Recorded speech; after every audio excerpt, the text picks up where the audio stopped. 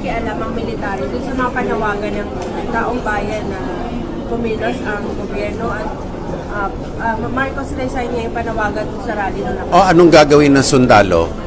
Anong gusto nilang ipagawa sa sundalo? Hindi kayo magtinag dun sa mga panawagan ganun, sir, na Sino nga ang nananawagan? ang taong bayan, sir, na Taong bayan ang nananawagan? Lahat ng taong bayan? sa nakaraang rally, sir. Certain groups lang, sir. Certain groups, maliliit lang yon.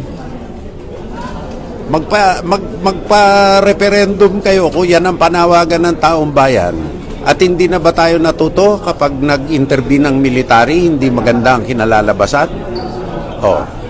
Hindi ba dapat patatagin natin ang mga institusyon natin? Hindi ang militar ang solusyon sa maraming bagay. Magmula flood control hanggang korupsyon. Hindi militar ang solusyon. Ang solusyon ay pagpapatatag at papagtibay ng ating mga institusyon.